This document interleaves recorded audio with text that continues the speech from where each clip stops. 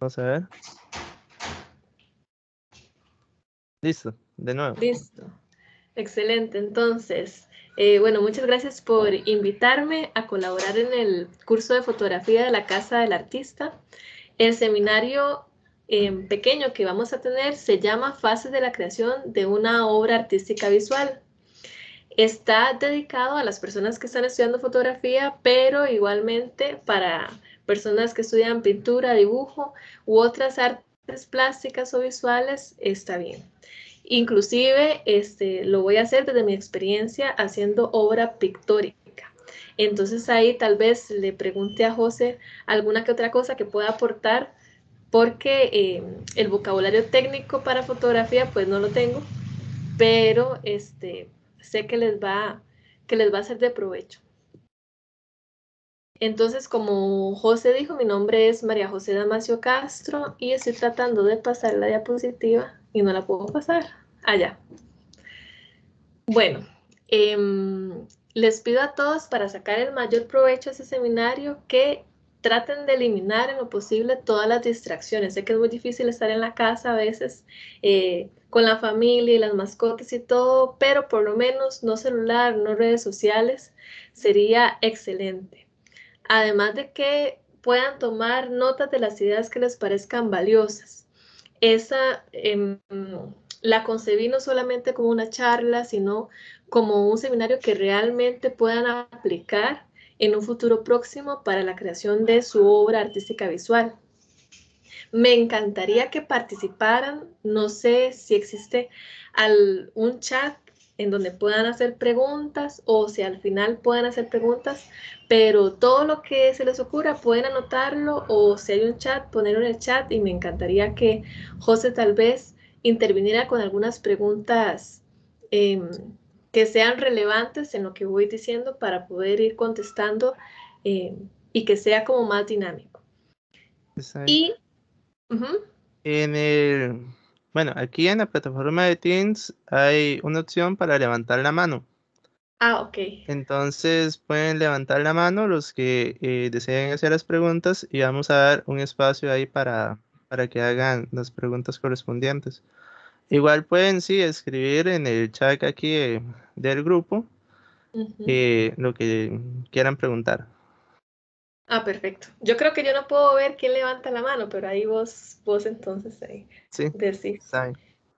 Y por último y muy importante, me encantaría que después, cuando ustedes puedan, ya sea este año o el próximo, puedan implementar todo lo que han aprendido paso a paso. Además, como José dijo al inicio, cuando nos estaba grabando, estoy iniciando un proyecto, el cual es un curso que al final, en poco tiempo, les voy a presentar para los que estén interesados. Pero la mayor parte del seminario, el cuerpo del seminario, es eso que vamos a ver a continuación. ¿Ese seminario es para ustedes? Sí. Se dedican a una rama de las artes visuales en nivel principiante, como artistas emergentes, intermedios o avanzados. Siempre han querido crear una serie de obras originales para exponer. Son personas que les gusta la excelencia y desean crear obra cuya temática trascienda lo convencional y sea de altísima calidad.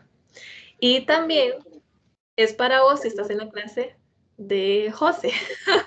Entonces, no importa si estamos empezando en fotografía, si es su primera aproximación al arte, ese seminario igualmente les va a servir porque supongo que todos aquí estamos interesados en crear obra visual que en un futuro próximo se pueda exponer. Mi objetivo para este seminario es mostrarte de una manera breve y con ejemplos claros las fases de creación de una obra artística visual. Les voy a hablar un poco sobre mí y aquí me permití poner una fotografía que nos sacamos José y yo el año pasado. A principios estábamos en el curso de dibujo con la profesora Seitel en el campus de la UCR cuando todavía no estaban todas esas restricciones. Y lo pongo porque realmente recuerdo con mucho cariño ese día y ojalá que se repita pronto cuando ya podamos salir sin estar con mascarillas y esas cosas. Entonces, para hablar un poquito sobre mí, yo estudié durante 7 años en la Escuela Casa del Artista, donde están ustedes. Me gradué en 2 especialidades, en dibujo artístico y en pintura. El año pasado me gradué de pintura. Como proyectos de graduación, el primero que hice fue un método andragógico para la enseñanza de las artes plásticas, porque me encanta la educación y me encanta enseñar a personas adultas. La andragogía es enseñar a personas adultas. El segundo proyecto que hice fue creación de obra pictórica con lenguaje propio y de ese se derivó Sobre Protegidos, que fue la obra que hice el año pasado como proyecto de graduación. Esa se expuso el mes pasado, en julio, en el Centro Cultural Botica Solera como exposición virtual. Y próximamente, si Dios lo permite, desde el 26 de agosto hasta entrado septiembre, va a estar presencialmente en la Casa Cultura José Figueres Ferrer del Banco Popular de Costa Rica. Además, trabajé durante 3 años como profesora en el Centro de Educación para Adultos de Atillo 4, que es la comunidad donde yo vivo. Bueno, antes de iniciar, seguir con este seminario, quiero que tal vez nos quitemos un poquito algunos mitos que tenemos sobre realizar obra artística. A veces pensamos que los artistas que logran exponer son talentosos, súper prodigiosos, genios. Pero en la realidad, los artistas que exponen no son los más talentosos. Hay mucho talento, pero los más audaces, los que se tiran al agua, son los que exponen más frecuentemente y los que van avanzando en esta carrera tan dura que es el arte. Compararse con otros y pensar que uno lo puede hacer mejor que otro, pero no hace nada para hacerlo, o que todavía no tiene suficiente experiencia para lanzarse a hacer una obra, hace que nos alejemos de nuestra esencia y que no podamos llevar a cabo obra trascendente y que nos convirtamos en artistas frustrados. Pensar que no podemos crear obra o exponerla porque aún no manejamos magistralmente alguna técnica es solamente una excusa más. El arte es más que una buena técnica, se trata de comunicación, de interpelar a las emociones de los demás. Inclusive, ahora que estaban revisando las tareas y vi un poco, inclusive técnicas como la belleza de la imperfección, las fotografías movidas, bien utilizadas, pueden transmitir mucho más que una fotografía, entre comillas, perfecta. ¿Qué querés mostrar con tus obras? Que sabes sacar buenas fotos o pintar bien o dibujar bien, que no está mal, ¿verdad? Tiene mucho mérito y necesitamos mucha disciplina. O más bien querés decir algo importante a la sociedad, sacar lo que tenés aquí y aquí y expresarlo de manera artística. Bueno, este seminario es para ver esas fases que nos van a llevar a poder crear obra artística que trascienda para todos los espectadores. Hoy aprenderemos con ejemplos claros esas 3 fases, sacados de mi reciente experiencia creando la obra Sobre Protegidos. Entonces, para no hablar más, entremos en materia. La primera etapa es la preproducción y voy a estar usando los términos de preproducción, producción y postproducción porque le pregunté a José en qué quería que me enfocara en la charla y me dio esas 3 clasificaciones que me parecieron excelentes para simplificar un poco más este proceso complejo pero maravilloso que es la creación artística. Entonces, en la preproducción tenemos la etapa de planificación e investigación, que yo debo decir que es mi etapa favorita y es la etapa más importante de todo el proceso. Es decir, todo el proceso es importante. Si no planificamos, si no producimos o si no postproducimos, pues no tenemos obra. Pero la etapa de preproducción es la que más tiempo necesita que invirtamos. ¿Por qué? Porque es el trabajo tras bambalinas. Es, por decirlo así, la base de nuestro edificio, que es nuestra obra de arte. Una vez escuché una historia de un señor que compró un terreno, sin investigar mucho, compró un terreno que le pareció muy bonito y era pantanoso y quería hacer su casa ahí. Lo primero que el ingeniero le dijo fue que tenían que empezar a drenar el terreno porque era un terreno muy acuoso y no podían simplemente construir porque la casa se iba a derrumbarse un día. Entonces llevaron maquinaria, empezaron a drenar ese terreno, luego tenían que rellenar ese terreno, poner varillas y construir una base súper profunda para lograr que la edificación que fuera arriba no se derrumbase. La preproducción es esa base profunda, ese cimiento fuerte que debemos invertir para hacer una buena obra artística, cualquiera que sea. Desde la fotografía que estamos hablando ahora, pintura, dibujo, cerámica, escultura, todo lo que ustedes imaginan necesita una base sólida. Sin eso, todo lo demás se cae. Con una base sólida, con planificación, vamos a hacer que nuestro proceso creativo fluya. Sin esa base sólida, empiezan los bloqueos. Eso que ustedes han escuchado, que estamos frente al lienzo en blanco, o al papel en blanco, o a la computadora en blanco, o lo que sea, y no sé qué pintar, qué dibujar, qué tomarle fotografía. Bueno, cuando pasa eso, es que previamente no planificamos y no investigamos. Entonces, no es que una musa va a venir aquí como una campanita, una hada mágica a decirnos, tienen que hacer esto y todo va a salir. Necesitamos planificar, necesitamos investigar.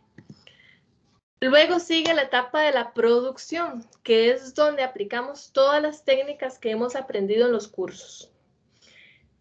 Ustedes van a aplicar todas las técnicas que han aprendido con José en fotografía, las técnicas que han aprendido con la práctica, en los videos de YouTube, en tutoriales, en libros, en lo que sea.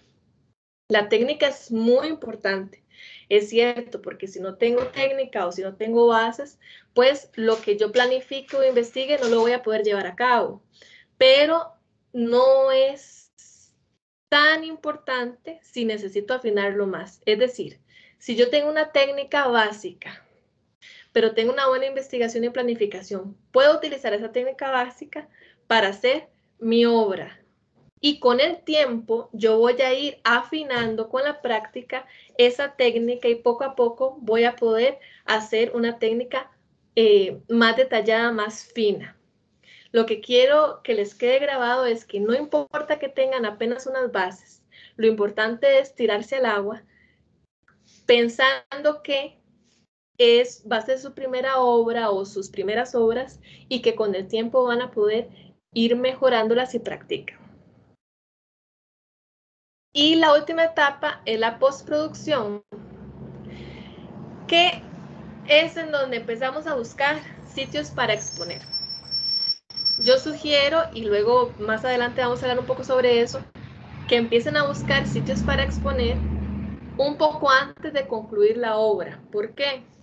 Porque en las galerías siempre hacen cronogramas de 6 meses, un año, ¿verdad? Luego vamos a hablar un poquito más sobre eso. Es cuando se organiza y se selecciona el material que se utilizará para la exposición mediante una curaduría externa o su propia decisión. Se construye todo un recorrido museográfico para poder transmitir eficientemente el mensaje que ustedes quieran. Es un recorrido idóneo que se debe adaptar luego a la zona según la galería, el restaurante, el museo que puedan obtener para exponer. Muy bien. Preproducción. Van a ver que el seminario básicamente es preproducción. ¿Por qué? Porque ya después, cuando ustedes tienen investigación y planificación, se lanzan al agua con las técnicas que han aprendido en el curso. Entonces, lo número 1, planificación con cronograma. Y a veces uno cuando está en ese mundo del arte piensa que los artistas son desordenados, son bohemios, inclusive yo tuve un compañero que, que me dijo una vez, fumaba marihuana, me dijo una vez que, hoy a mí me encantaría dibujar como usted sin tener que fumar y drogarme. Y yo me quedé como, ¿what? O sea, todavía existe como esa creencia de que para ser artista o hay que tomar mucho, hay que ser desordenado, hay que dejar a la familia de lado, ser un pobretón, que le llega la inspiración así como por arte de magia. Y bueno, ustedes han visto en el curso con las tareas de José y todo, que nada de eso es real. Los artistas, para que prosperen, tienen que tener una planificación, un orden, una organización.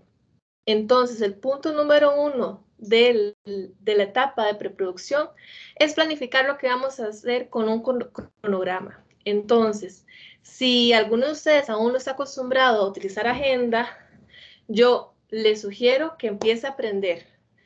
Hay agendas de todos tipos, inclusive un planificador semanal, un planificador mensual, pero ordenarse, porque si no, es cuando mucha gente empieza los proyectos y luego no los termina porque no tienen organizado, no saben qué va primero, qué va después y terminan frustrados. Aquí yo les puse una imagen de el resumen de la planificación que realicé el año pasado. A eso hay que sumarle toda la planificación que aún yo tengo cronometrada para, bueno, programada, perdón, para la exposición que va a venir en agosto. Entonces, los primeros meses fueron investigación y bocetaje. Imagínense que fue de febrero a julio, febrero, eh, marzo, abril, mayo, junio, julio, 6 meses de investigación y bocetaje. Luego empieza la elaboración de pinturas, que eso fue por la cantidad de pinturas hasta inclusive abril de este año. Pero el cuerpo de la planificación fue la investigación y el bocetaje. Luego en el centro, lo que durase yo pintando las pinturas, ¿verdad? Eso ya es una cuestión del tamaño, de la cantidad, etcétera. Y luego viene toda la planificación para búsqueda de galerías, búsqueda de patrocinadores, si puede ser, transporte, talleres, divulgación, etcétera. Entonces, aquí les doy un ejemplo de un cronograma que nos enseñó a hacer el año pasado el profesor Esteban Calvo en el curso de proyectos de graduación. Ahí se desglosa un poco las actividades, obviamente se adaptan a las necesidades que tengamos, ¿verdad? Es porque debía presentar un trabajo escrito, entonces hay unas cuestiones de introducción, desarrollo y conclusión, investigación, pero aunque parezca muy técnico, muy serio, muy de persona de oficina, es sumamente importante sentarse a planificar y hacer un cronograma. Va a parecer, en principio, cuando no estamos acostumbrados, que es una pérdida de tiempo, pero a mediano y largo plazo, planificar y hacer un cronograma nos va a salvar de un montón de cosas. Vamos a saber por dónde estamos, vamos a saber cuánto esfuerzo más tenemos que dar, etcétera. Bueno, como les dije, eso más el cronograma de febrero y julio, y además algo súper importante del presupuesto. Como artistas, y si solo nos dedicamos a eso, o somos estudiantes, o tenemos otro trabajo que no ganamos muy bien y nada, es súper importante, y aunque ganemos bien, es súper importante hacer un presupuesto. ¿Por qué? Porque vamos a necesitar material. Depende del tamaño y cantidad de las fotografías que ustedes hagan, van a necesitar imprimirlas. Van a necesitar tal vez pagar una galería privada. Si son muy grandes, van a necesitar transporte. Un montón de gastos que solamente vamos a poder tener en cuenta si hacemos un presupuesto antes. Entonces, preproducción, planeación, cronograma y presupuesto. ¿verdad? Yo no sé si se esperaban esto en el seminario, pero es sumamente importante. Como artistas somos emprendedores, somos pequeños empresarios si queremos realmente surgir en el mundo del arte. Si lo queremos como hobby y tenemos toda la plata del mundo y podemos hacerlo desordenado, pues perfecto. Pero yo creo que aquí casi nadie tiene toda la plata del mundo, ¿verdad? Y todos queremos llegar a hacer algo con esto, no solamente perder el tiempo, sino sacarle algún provecho, ¿verdad? Muy bien. Luego de esa cuestión de la planificación del cronograma, vamos a empezar a buscar el qué, ¿ok? En la preproducción buscamos el qué. ¿Qué es el qué? ¿Qué idea quiero desarrollar? ¿Qué tema hago? ¿Qué quiero fotografiar? ¿Qué quiero exponer a las personas?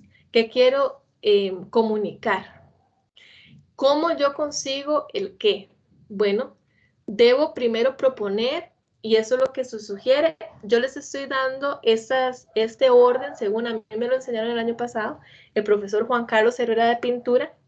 Les voy a estar hablando sobre el método que él me enseñó, más los aprendizajes personales que yo tuve en el proceso. Entonces, hago propuestas de 5 ideas originadas desde mis intereses e inquietudes personales. Así yo voy a poder sacar el qué. Es un error casarse con la primera idea que me venga a la mente. Y eso es lo que quiero y nada más. ¿Por qué? Porque solamente una idea lo que promueve es bloqueo creativo. Más ideas me amplían el horizonte y fluyen los pensamientos y fluye la imaginación. Entonces, para averiguar qué quiero fotografiar, alguien está ahí con el microfonito.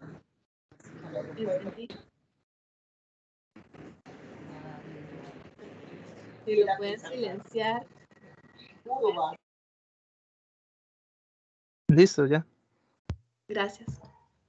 Entonces, propongo 5 ideas originadas desde mis intereses e inquietudes personales. Entonces, a veces empiezan limitantes. Pensar que no soy suficientemente creativo. Pensar en lo que más fácil podría fotografiar. Entonces, de una vez me voy por las ideas más fáciles, ¿verdad? En general, esas ideas son limitantes. ¿Por qué? Porque rapidito se nos corta la imaginación y no podemos originar ideas atractivas. Entonces, una forma en que yo me empecé a liberar de estas cuestiones limitantes es pensar, ¿qué me interesa transmitir por medio de la pintura? No, ¿qué es fácil pintar? ¿Qué me interesa transmitir por medio de la fotografía? No. Ay, es que como tengo a mi perro, es más fácil fotografiar a mi perro. No. ¿Qué quisiera yo realmente transmitir? ¿Qué me interesa? ¿Qué me gusta desde siempre? Desde que yo soy pequeño, desde que tengo conciencia, ¿qué es lo que siempre me ha traído la atención? En esta parte de preproducción, de planeación, de creación, es sumamente importante ser honestos con nosotros mismos, quitarnos de la cabeza tener que cumplir con las expectativas de otros, sino preguntarnos y reflexionar honestamente qué es lo que yo quiero hacer con la fotografía, qué es lo que yo quiero hacer con la pintura, con el dibujo, con la escultura, en qué deseo invertir mi tiempo, qué es relevante para mí en la actualidad, de qué está lleno mi Instagram, mi Pinterest, qué es lo que me gusta, qué es lo que leo, qué es lo que escucho.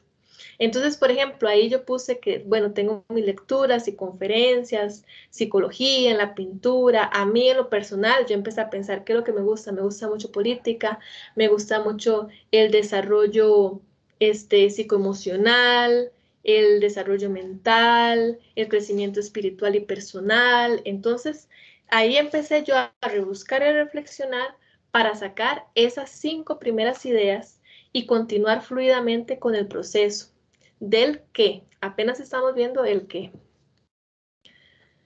Luego de sacar 5 ideas, voy a investigar el por qué. Y el por qué no es porque me gusta, porque tengo pasión por eso o porque desde pequeño me ha gustado. Eso no.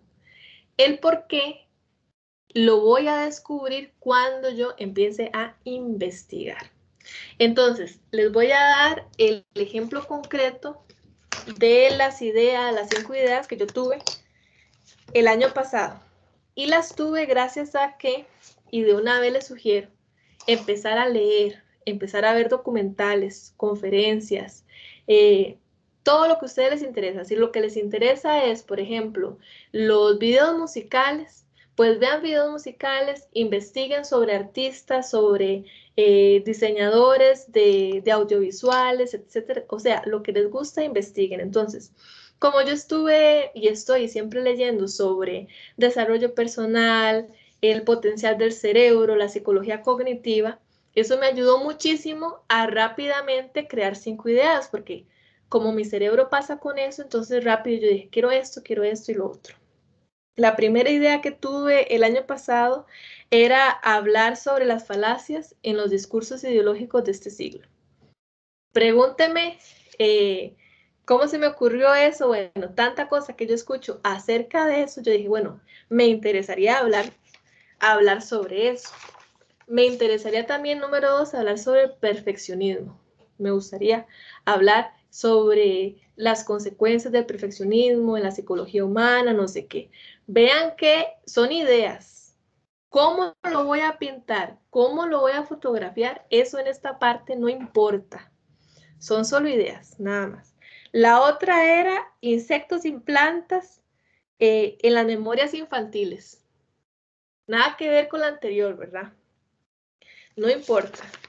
No son ni buenas ni malas. La cuarta era retratos con efectos personales. Y la quinta era conscientes de nuestra conciencia, ¿verdad? Y ahí yo lo que hice fue, bueno, aquí no sé si se puede ver, yo estoy con unos papelitos. Lo que hice fue empezar a investigar. ¿Qué investigar? Por ejemplo, si quiero investigar sobre el perfeccionismo, bueno, ¿qué es? En psicología, ¿cómo se conoce? ¿Existe algún síndrome? ¿Cómo afecta a las personas? Y empiezo a investigar en internet, en libros, muy importante, en libros. Las ideas, más que todo, yo las saqué de libros y luego de artículos. Para eso, pueden utilizar Google Scholar, que los lleva a libros y artículos científicos de ciencias sociales, etcétera. Pueden ver documentales, pueden ver conferencias. Es decir, no solamente buscar en Google y lo primero que lance Wikipedia ya es la investigación, no. Hay que leer periódicos, revistas, ver videos, entrevistas, etcétera, etcétera. Luego de hacer toda esa investigación, ya uno lo copia la bibliografía para poder ir a investigar más. Si se me ocurrió algo, yo, me acuerdo que era en tal lado, entonces voy y la busco. Hago un estado de la investigación y me pregunto, ¿qué avances tuve en esta investigación de esta idea concreta? ¿Qué aspectos me llamaron la atención? ¿Qué aprendizajes tuve al investigar sobre esa idea? ¿Qué potenciales dificultades noté cuando estaba investigando? Por ejemplo, que a alguien le apasionen los deportes extremos. Entonces empezó a investigar sobre todos los deportes extremos.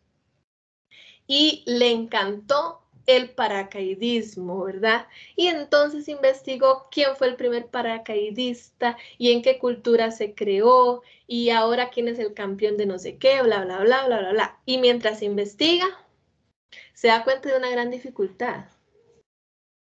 ¿Cómo fotografío a un paracaidista? ¿Cómo me fotografío cayendo de un avión? ¿Verdad? Entonces, esas dificultades o facilidades también debo empezar a anotarlas. No quiere decir que de un pronto a otro yo diga, entonces ya no puedo hacer nada sobre paracaidismo. No. Si me gusta y me apasiona, bueno, debo seguir investigando para ver cómo hago mi idea realidad, tomando en cuenta mis capacidades monetarias, sociales, etcétera, ¿verdad? Debo preguntarme también cuáles referencias bibliográficas utilicé, lo que estábamos diciendo. No solamente lo que dice Wikipedia, lo primero que me sale en Google. Y cuáles referentes visuales. Después de hacer la investigación teórica, ustedes se van y buscan referentes de visuales, no solamente de fotógrafos o si están pintando solo pintores, no. Buscamos referencias en películas, buscamos referencias en pintores, escultores, artistas de origami, en manga, en cómics, en anime, en videojuegos, en todo, en fotografías históricas, en reseñas de un periódico, referentes visuales de todo. ¿Por qué? Porque entre más variedad de referencias visuales y bibliografía tengamos, nuestro cerebro va a empezar a conectar ideas y pensamientos diferentes que antes no se nos hubiese ocurrido. Entonces, no nos limitemos a buscar en una sola área, sino que diversifiquemos. Luego de eso, viene la escogencia de las dos ideas más sólidas. Entonces, ustedes ya pensaron 5 ideas según sus intereses, muy honestos y muy sinceros. Investigaron y siempre van a ver una o dos ideas que sobresalen de las demás. Cosas que realmente nos mueven por dentro para investigar. Algo que realmente nos inyecta emoción de que sí, yo quiero hacer este proyecto. Entonces, ¿cómo van a elegir? Si ustedes, cuando fueron respondiendo el estado de la investigación, fueron respondiendo fluidamente y tienen mucha información, muchos referentes, les apasiona, les mueve las emociones, entonces esas son sus dos ideas más sólidas. Recordamos, todavía no estamos hablando del cómo lo vamos a hacer. No estamos hablando de qué cámara voy a usar, si va a ser al aire libre, si la voy a hacer digital o análoga, qué iluminación voy a tener. No, no estamos hablando de nada de eso.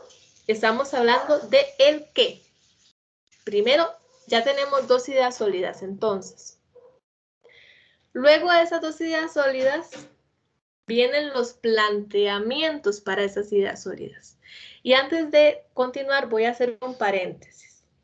Ahora, después me gustaría saber si alguno de ustedes había pensado en todas esas fases que yo les estoy diciendo que hay que hacer antes de ponernos manos a la obra.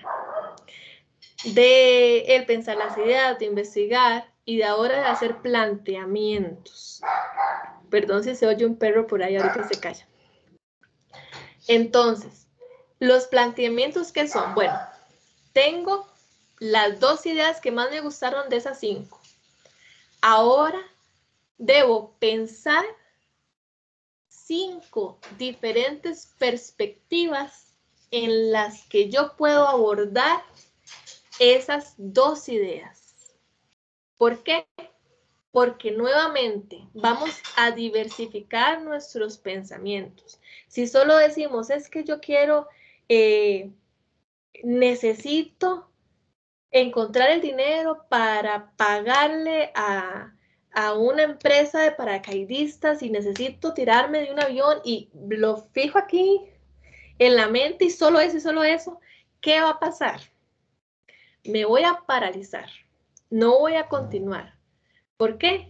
Porque está tan fija esa idea y es tan estricta, es tan cuadrada que no voy a poder continuar. Entonces, si lo que quiero es eso, los deportes extremos, bueno, está bien.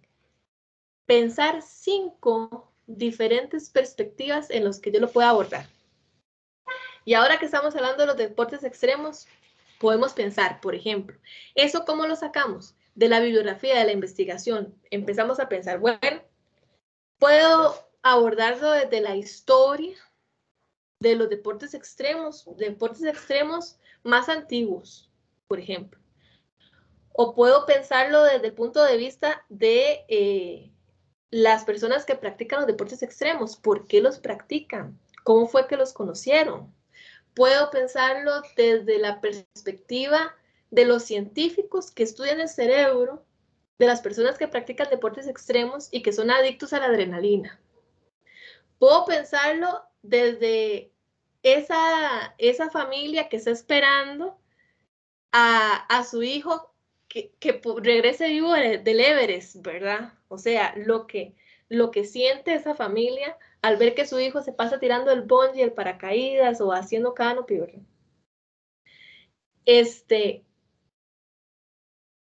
Ya van 4. Puedo pensarlo desde, qué sé yo, atractivo turístico, no sé, ¿verdad? Es decir, ¿cómo yo puedo abordar esa idea, esa sola idea, de 5 maneras distintas? Y vean que entonces el cerebro empieza a conectar, a conectar, a conectar. Y entonces ya se me fue el bloqueo de que tengo que subirme a un avión y tirarme, ¿verdad? Qué bien si lo puedo hacer, pero bueno, mientras lo puedo hacer, puedo ir trabajando en otras cosas que inclusive podrían ser más interesantes. Muy bien. Ahora que ya tengo esos 5 posibles planteamientos, esas 5 perspectivas, voy a generar propuestas visuales. Estamos hablando de pintura, dibujo, fotografía. Hay que generar propuestas visuales. ¿Y cómo lo hago? Con bocetos. Ustedes han escuchado que el dibujo es prácticamente la madre de todas las artes visuales. Y bueno, y aquí también se aplica. Entonces, les propongo esto, 5 propuestas visuales para cada uno de esos 5 planteamientos. Y eso para las 2 ideas. Eso hace un total de 50 bocetos. Entonces alguien dirá, esos son demasiados bocetos. ¿Cómo los voy a hacer? ¿Verdad? Pero hay que tener en cuenta una cosa. Una buena idea surge de un montón de ideas y algunas de esas no son tan buenas. Cuando tenemos tantos bocetos podemos elegir, descartar, fusionar, experimentar, crear nuevas conexiones. Tenemos la posibilidad de generar una obra novedosa e interesante. Entonces, y si yo no sé dibujar, pero entonces no voy a poder hacer los bocetos, ¿de dónde voy a sacar tantas ideas? No voy a poder completar la propuesta. Las ideas que tengo son muy tontas, ¿verdad? Algo importante y que les quiero enseñar acá, no sé, voy a dejar de compartir un momentito. A ver. Ya dejé de compartir. Sí. Perfecto. Algo que les quería enseñar, no sé si me veo. Cuando el profesor Juan Carlos me puso a hacer los bocetos, nos puso a todos a hacer 50 bocetos después de hacer los planteamientos y todo, yo me dije, bueno, María José, esta no es hora de demostrar que yo soy súper dibujante, porque si no, nunca lo voy a terminar. Yo duro dibujando, pues, demasiado, duro un montón. Entonces, ¿qué fue lo que hice? Me desbloqueé y dije, lo que necesito es las ideas que me vengan a la cabeza, de una vez ponerlas en el papel, como sea. Así que empecé a hacer esto. Agarré una libretita, escribí planteamiento y propuesta y empecé a hacer ese tipo de rayones. Idea que me venía a la cabeza, idea que hacía y que dibujaba. Eso obviamente después de la investigación. Vean qué calidad de dibujo, ¿verdad? Casi ni se entiende la letra, porque era un éxtasis de estar dibujando todas las ideas, todas las cosas que me venían al cerebro después de estar investigando tanto. Y para no bloquearme, todo lo empecé a rayar de esta forma.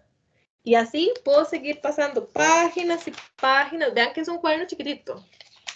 Páginas y páginas de bocetos, de rayas, una y otra vez. Y me desbloqueé. Y me sentía feliz. Me sentía feliz porque se me ocurrían cosas y cosas y no decía, ay, eso es feo. No, nada es feo, nada es malo. Todo se vale. Estoy haciendo que mi cerebro trabaje, que cree cosas nuevas, cosas que he estado viendo. Y ahí continúa y continúa un montón. Y ahí continué. Bueno, ahí ya terminó. La cuestión es que me quité de la mente que tenía que hacer dibujos perfectos o que tenía que saber dibujar. No. Aquí la cuestión es la idea, es la esencia. Y ustedes en fotografía pueden hacer bocetos con sus ideas, como los artistas que uno ve en las películas, que tienen una idea y en una servilleta la dibuja. Eso es cierto. Cuando uno se despierta, cuando uno está por despertarse y le viene algo a la mente, lo peor que uno puede hacer es decir, hoy voy a seguir durmiendo y cuando me despierto lo apunto. Se les olvida, a uno se le olvida, a mí tantas cosas se me han olvidado que yo creo que hubiesen sido muy buenas, ya no las voy a recordar. Entonces, creer que nosotros somos imaginativos porque realmente lo somos. Tenemos un cerebro que pesa un montón, que tiene un montón de neuronas y empezar a dibujar lo que nos venga a la mente, sin importar que esté feo, no juzgarnos a nosotros mismos. Voy a compartir otra vez. Vamos a ver.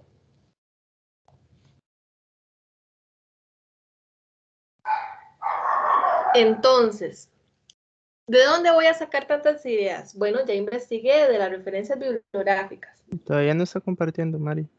Todavía no estoy compartiendo. Vamos a ver. Compartir. Ya. Ahora sí. De las Sí. referencias bibliográficas. Yo tenía una carpeta en Pinterest con todo lo que a mí me gustaba sobre eso, ¿verdad? Cosas chivas, no cosas ahí feillas, y lo guardaba.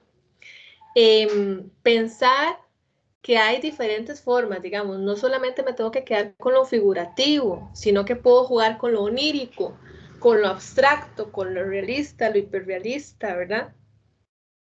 También pensar que es mi proyecto, no tengo por qué estar quedándole bien a la gente o demostrando que puedo hacer las cosas bien o cumpliendo con las expectativas de los demás, no. Es mi proyecto y tampoco es necesario que haga 50 bocetos, es decir, lo que me salga, tampoco ahí obligarnos como si fuera esto un examen y que nos vamos a quedar. Entonces empecé a hacer esos bocetos que yo les dije, que son bocetos burdos y sin juzgar las ideas, solamente las sacaba y las escribía. Importantísimo, no juzgar las ideas y no pensar en el cómo. Todavía no estamos pensando en el cómo. Muy bien. Luego viene la selección de la idea definitiva. Ya tenemos los planteamientos, ya tenemos las propuestas visuales, que son esos bocetos así. Ahora vamos a elegir cuál es la idea que más me gusta. Y hay que ser honestos con nosotros mismos. Ver nuestros bocetos y ser honestos y decir, este sí me gustó, este está chivísima desarrollarlo. Este no tanto, entonces lo descarto. Y ahí ir con todos los bocetos. Entonces, la idea que tenga más propuestas visuales es la idea definitiva y así la escojo. Puede pasar eso o puede pasar también que las ideas empiecen a fusionarse y empieza a haber una idea principal y una subidea y que las propuestas visuales empiecen a relacionarse entre sí y que más bien surja un concepto nuevo de la fusión de las dos. Ustedes se van a dar cuenta cuando queden muy empates o cuando digan, no, es que esto le sirve a la otra. Eso no importa. Puede surgir una idea diferente de la fusión de las dos, pero sí tiene que ser definida. No tienen que haber dudas, no tienen que haber inseguridades. Tiene que ser definida y tiene que promover fluidez de pensamiento. No estar con, ay, no sé si, no, es esto y me enamoré, ¿verdad? Es enamorarse de la idea. Luego de eso, venimos a la etapa de experimentación con los anteproyectos y bocetos. Es la etapa de prueba y error. Vea que todavía estamos en la preproducción, todavía no hemos empezado a hacer la obra definitiva. En esta etapa averiguamos el tan ansiado cómo lo voy a hacer. Probamos luces, probamos locaciones, probamos cámaras, probamos técnicas, si lo quiero hacer muy iluminado, poco iluminado, si lo quiero hacer grotesco, si lo quiero hacer hiperrealista, si lo quiero hacer con fotografías de larga exposición, si lo quiero hacer, ¿verdad? Aquí empieza la experimentación. Eso sí, tengo que ser libre de experimentar. No puedo estar, no, es que tiene que ser así, no. Tengo que ser libre de experimentar. Lo que me diga mi boceto, lo que necesite mi boceto, lo que necesite mi idea, debo experimentarlo. ¿Por qué? Porque de los errores va surgiendo poco a poco lo que necesita mi proyecto. Y voy definiendo el cómo lo quiero hacer. Entonces, todas esas experiencias y todo se van a convertir en los anteproyectos. El anteproyecto es, como lo dice su nombre, lo que está antes del proyecto definitivo. Es esa prueba, esa fotografía, esa pintura que hago como si fuera ser la original. Puede ser en pequeñito, puede ser en una escala parecida, pero yo la hago como si fuera a ser la definitiva. ¿Para qué? Para probar todos los materiales que yo tengo disponibles.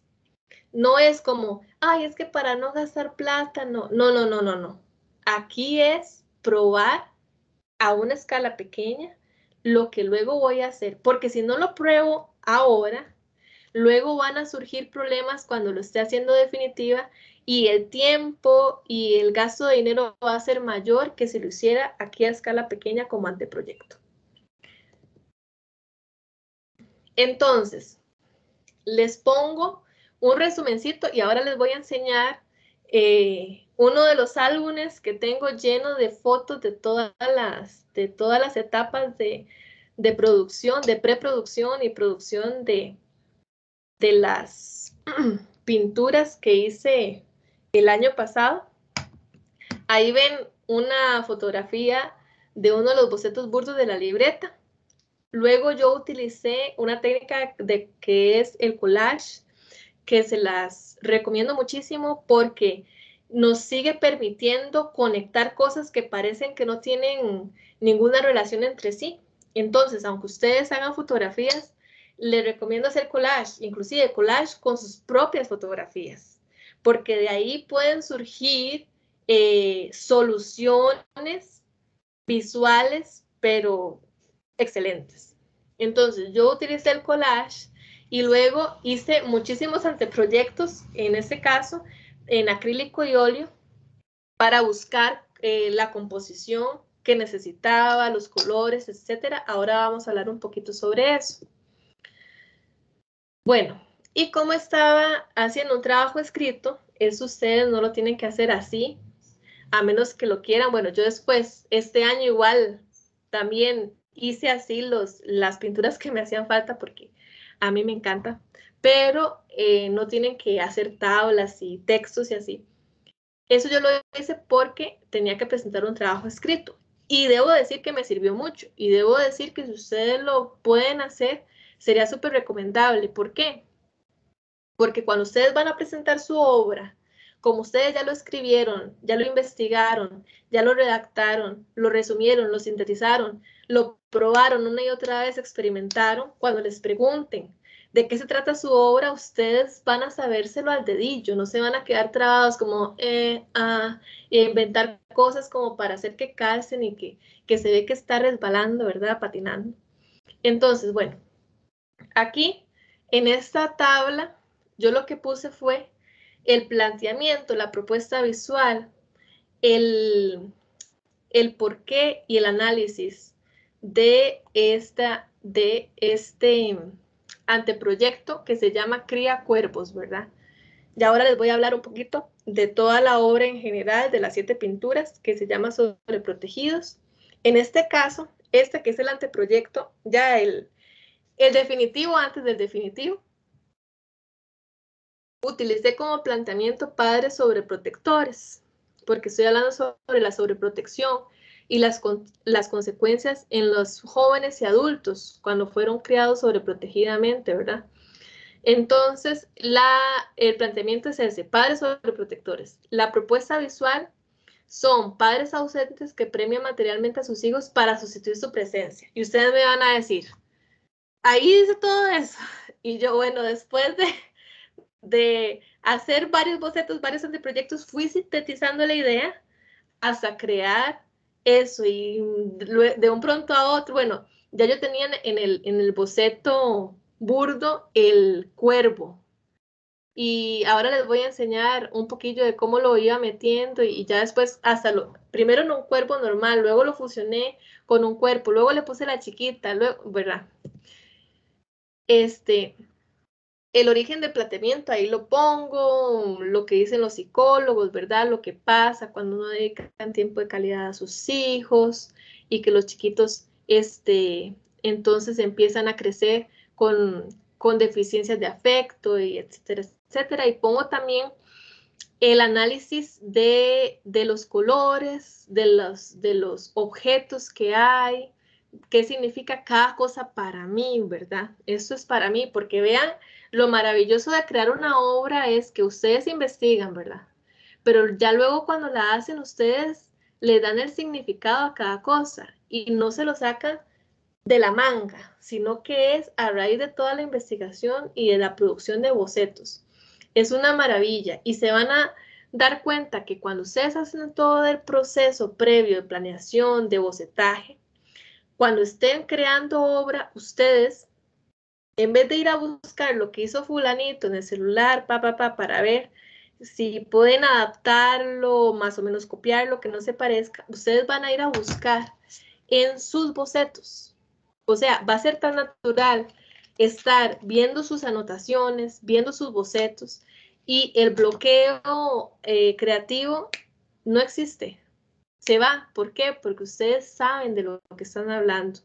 Y cuando no saben cómo seguir, se van a sus bocetos y continúan. Es delicioso tener sólido el tema. Ok, ahí está eso de el concepto, la propuesta visual y todo eso. Ahora venimos a la etapa de producción y se van a dar cuenta que es muy gracioso. Porque en la etapa de producción, a pesar de que hasta hace poco terminé de producir las pinturas, solamente tengo esta diapositiva. ¿Por qué? Porque, bueno, primero ustedes no están en pintura. Y segundo es que ya después de toda la planeación, de tener todos los anteproyectos, de tener todos los bocetos, de saber, porque en la preproducción saben de qué tamaño va a ser, saben con qué material va a ser, lo han probado, lo han comprobado, solo queda pintar, fotografiar, que no es fácil. O sea, no estoy diciendo que ya después sí es pan comido, pero se facilita muchísimo porque ya ustedes están seguros de lo que están haciendo. Entonces viene esta etapa en donde yo lo que hice fue, bueno, compré los bastidores, tuve que cotizar los bastidores y toda la cuestión, ¿verdad? Pinté los planos espaciales con acrílico, los medí, toda la cuestión. Luego, eso me tardó 1 o 2 días, depende de la cantidad de colores. Luego imprimí los dibujos en grandes de los anteproyectos, los transferí, hice la grisalla, les puse el óleo encima, ¿verdad? Y eso es una cuestión de días o semanas que uno dura haciendo un cuadro. Iba haciendo los cuadros simultáneamente, en pares, por ejemplo, ¿verdad? Para mientras se seca uno, estar haciendo otro. Y los anteproyectos se pueden ir haciendo también, 2 anteproyectos y 2 definitivos, ir trabajando con otros anteproyectos. Ahí uno se va ordenando según también la personalidad de uno y la capacidad. Entonces, ya luego de pintar todo eso, que solamente puse una diapositiva, no es tan fácil como eso, y ustedes cuando hacen las fotografías, yo sé que hasta fotografiar una manzana y que quede bien y que se vea rica y todo, es un gran tiempo, iluminación y ver un montón de cosas. Ya lo sabemos, entonces no nos vamos a detener en eso. Voy a presentarles las obras terminadas, ¿verdad? Para que veamos un poco de la composición y de los colores, que también José me mencionó que es importante para este pequeño seminario. Ese es el primero, esa es ya la obra terminada. Entonces, como les digo, ese es mi proyecto de graduación. Yo estoy diciendo que sean obras súper geniales, porque no, estoy también aprendiendo, pero sí estoy muy orgullosa de mi trabajo, porque me costó mucho. Entonces, esta se llama Cría Cuervos, mide 96.5 por 86 centímetros y hay una composición. En este caso ya dejé de compartir, ¿verdad? ¿Se sale? ¿O sigue compartiéndose? Todavía sigue compartiéndose. Perfecto, porque aquí puse una grilla que ustedes también utilizan en fotografía, ¿verdad? Y que José varias veces con algunos de estos me ayudó muchísimo porque yo estaba... También uno necesita como un apoyo porque llega un momento en donde uno está pensando tanto que sobrepiensa las cosas. Entonces vieran que el año pasado, cuando yo estaba ya sobrepensando demasiado, le mandaba un mensajillo a José y casi siempre para confirmar que le estaba, digamos, yo lo resumo así, que le estaba agregando cosas innecesarias ya de estar pensando tanto en lo mismo, o que la idea que tenía originalmente era la correcta, ¿verdad? Que no le tenía que poner nada más. Entonces, bueno, en este caso, aquí vemos las zonas áureas, ¿verdad? Ya ustedes vieron eso, ¿verdad, José? Sí. Perfecto. Entonces, tenemos las 4 zonas áureas y también pongo los ejes vertical y horizontal. Y la idea mía es poner, bueno, en esta primera zona áurea, a estas especies de personas, que en este caso para mí pueden significar la mamá, el papá, ¿verdad? La persona que esté cuidando a la niña. Vean que hay una línea imaginaria que se da con la mirada de la chiquita. Voy a hacer esto un poquito más grande, ahí. Y bueno, todas estas líneas también están puestas de manera que me dirijan la mirada. Por ejemplo, esta línea está puesta de manera que me dirija la mirada a la niña. Esta línea diagonal que se hace con las cabezas de ellas también. Y hay una contraposición de líneas que salen para un lado y para otro, pero esta imagen que está central y que está cerca hace que nuestra atención continúe en la niña y venga y también se concentre un poco en las figuras tan extrañas que están atrás. De esta imagen también me han dicho que esa fue una de las primeras que hice, que se confunde mucho, que no se sabe qué es, si esa chiquita está pegada o qué. Bueno, es una de las primeras, pienso que se puede mejorar, pero la idea es que este ser híbrido, cuervo, humano, está abrazando a la niña. Como simbología para mí, esta niña encuentra refugio en convertirse en una persona que es como un cuervo, es decir, que es fría, que es molesta, que nada es suficiente para ella, porque no le dieron el afecto suficiente y la atención, ¿verdad? Entonces, además juego con las texturas, que también se puede jugar con texturas en fotografía. No todo está plano. Tenemos lo más plano, que son el espacio en donde está, y luego, conforme se acerca, doy pinceladas muy empastadas para también crear, aquí se ven un poco, para también crear como ese contraste de texturas entre lo suave y lo plano y lo texturizado. Bueno, luego también tenemos en esta, que en esta yo recuerdo, ahí yo creo que tengo unas fotos ahora vamos a verlas, que yo le había puesto más pájaros aquí, no sé qué, y no sé cuánto, y yo estaba que ya no, y yo le José, pero no sé qué, y José me dijo, le puso la grilla, ¿verdad? Me mandó una fotillo, y yo sí, le estaba poniendo más, le estaba agregando más y más pájaros, eso parecía, ¿verdad? Porque también lo sencillo muchas veces dice más que agregarle más cosas que nos van a distraer de lo importante. Entonces aquí vemos lo más importante en este caso es ver la relación entre estas aves tan extrañas que están ahí con el sujeto que tiene una calavera por cabeza. Entonces, vemos acá está la zona áurea. Si bien es cierto, la cabeza no está en la pura zona áurea, pero sí está muy cercana, ¿verdad?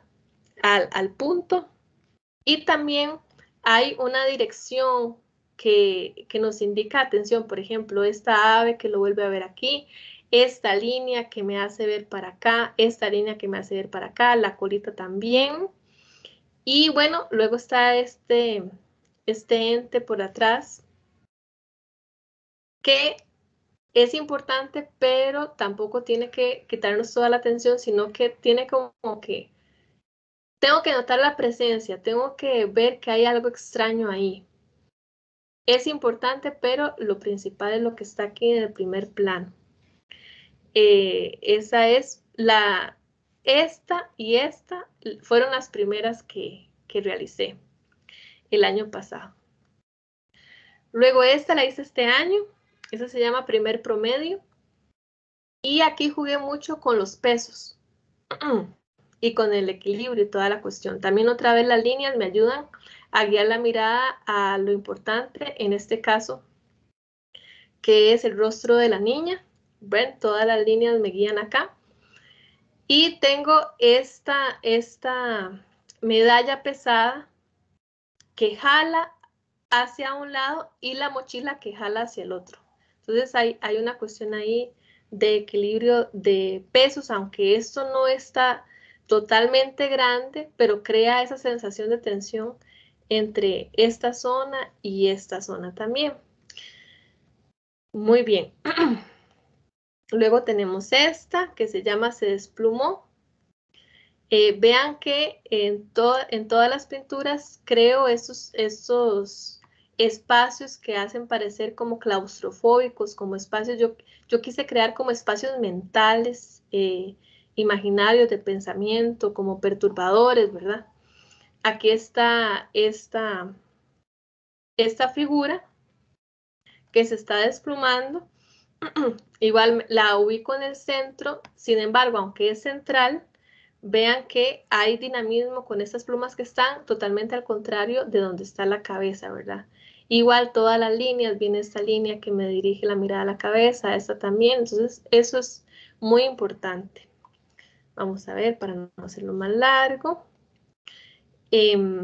Esta se llama Mamá Gallina y es la obra que para mí encierra toda la obra en general. Habla sobre la sobreprotección y es evidente. Estos son globos que entran a ese espacio imaginario con esos seres imaginarios teatrales, ¿verdad? Y vamos a ponerle la grilla encima un poquito. Vamos a ver. En donde está la zona áurea. Vamos a verla acá. Mira si la puedo hacer grande.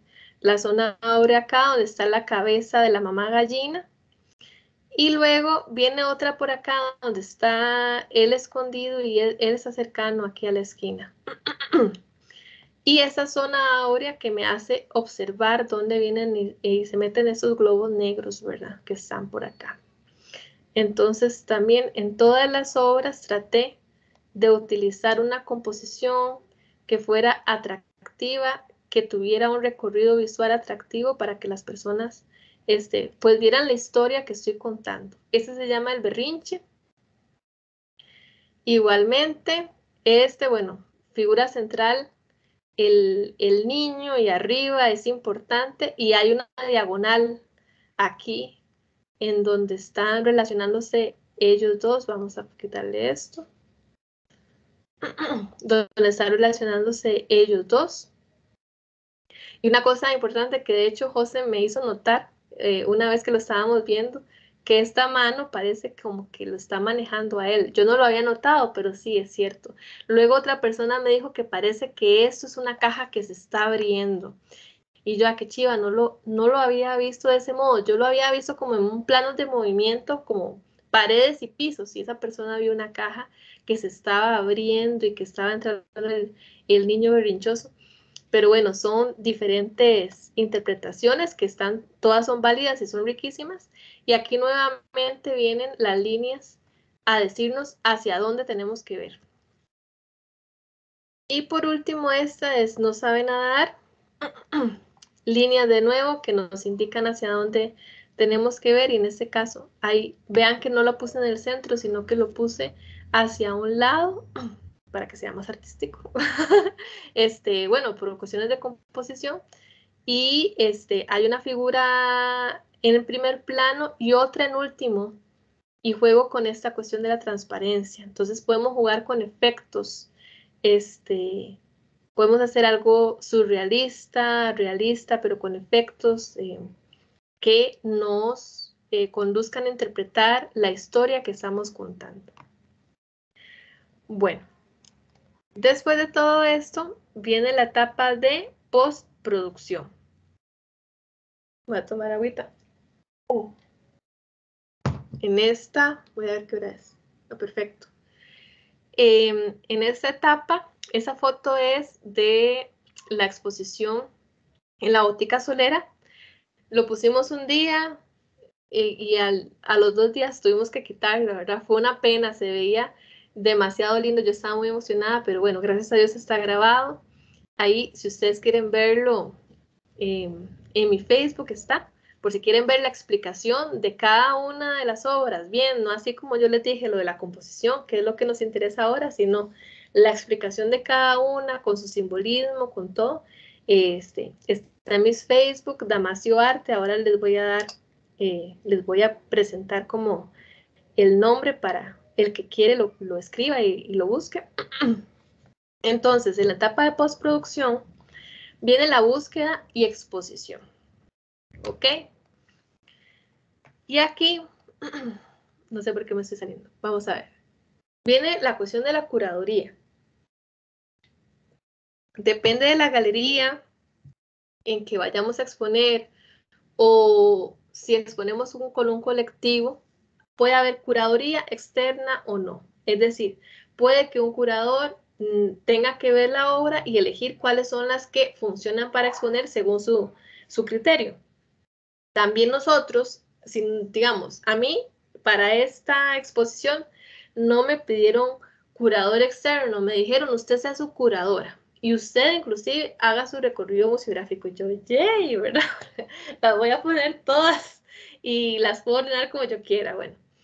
Pero a veces una persona puede decir, bueno, quiero el criterio de un colega o de un experto. Bueno, eso, si alguien se lo hace por un favor, perfecto, pero eso es un trabajo que se paga porque los curadores viven de eso, ¿verdad?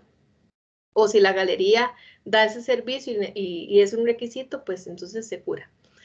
El recorrido museográfico debe ser parte de la obra. Siempre lo tenemos que tener presente cuando estamos haciendo las obras. Tenemos que tener presente que no es la fotografía, no es la pintura, es la obra global, es todo.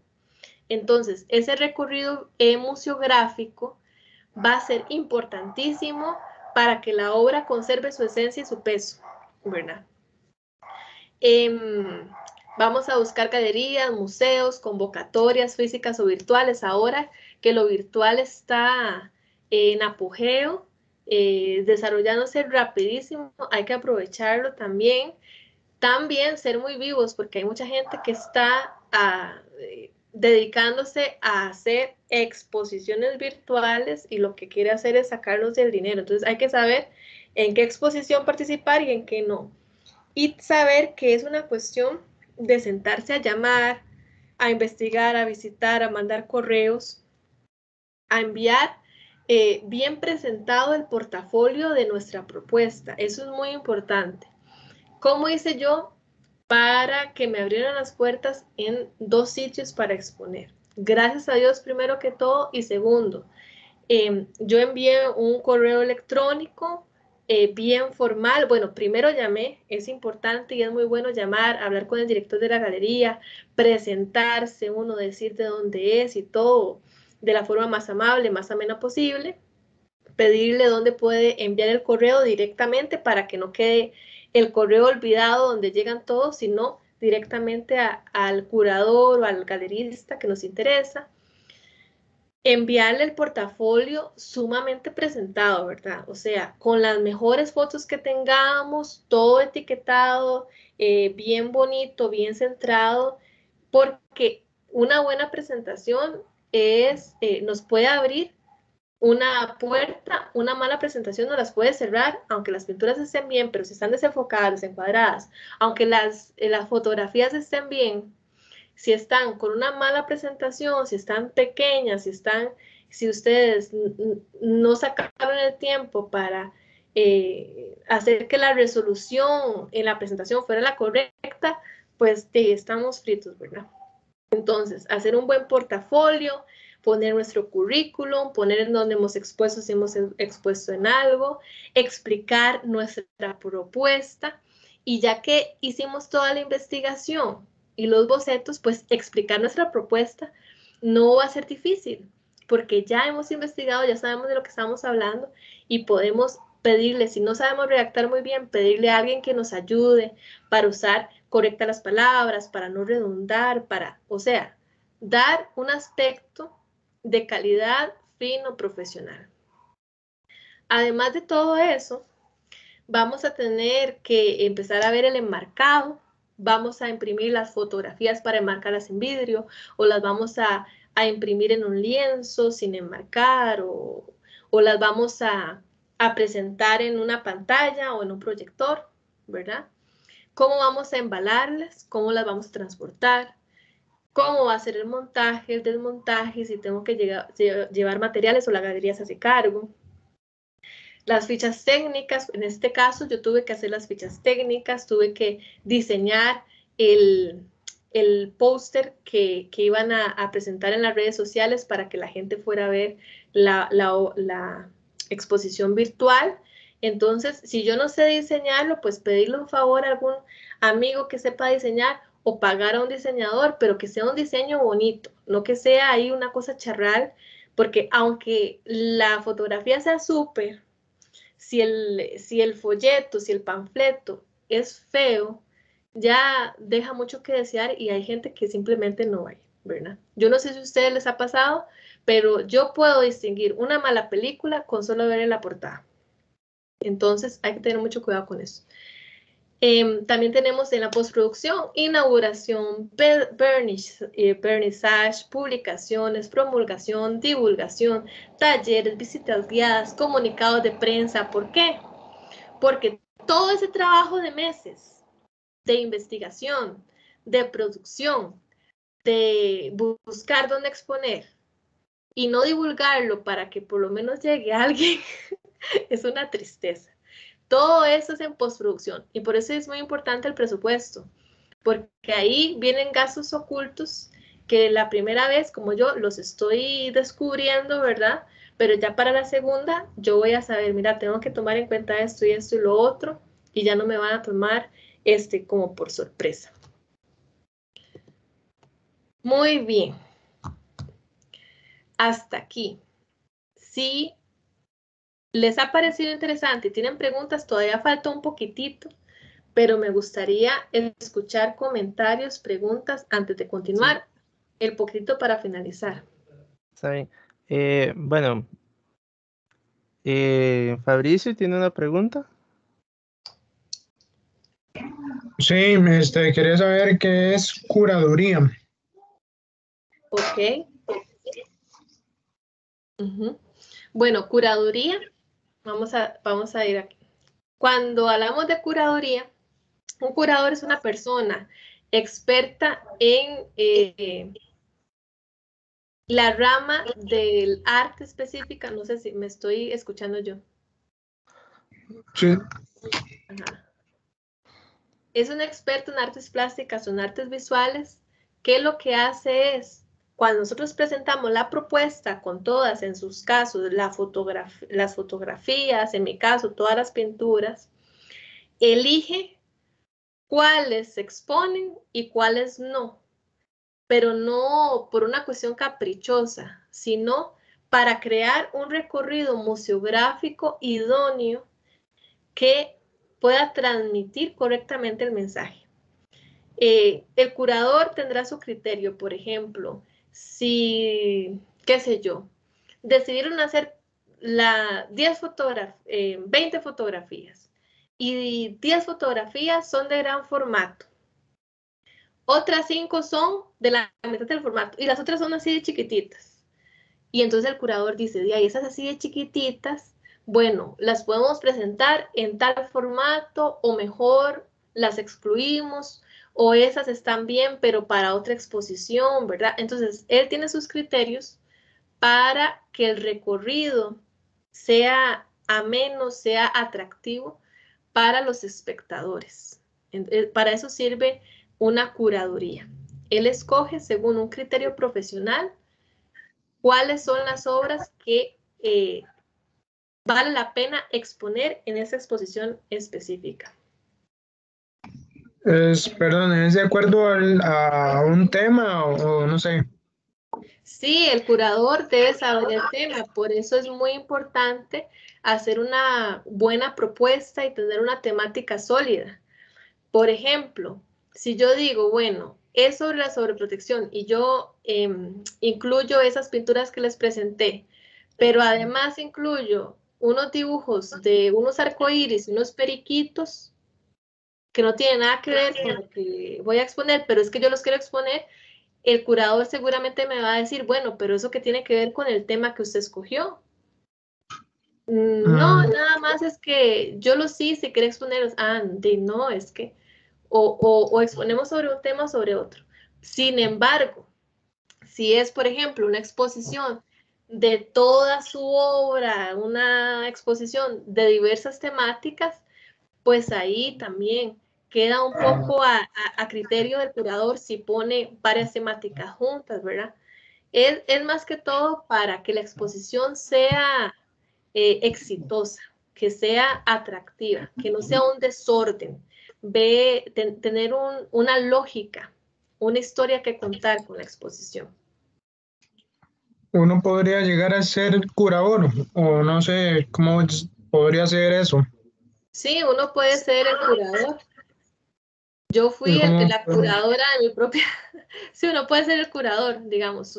Uno puede hacer la curaduría de su propia obra. Uno es muy honesto y dice, por ejemplo, ahí hubo 2 acuarelas que yo no quise exponer.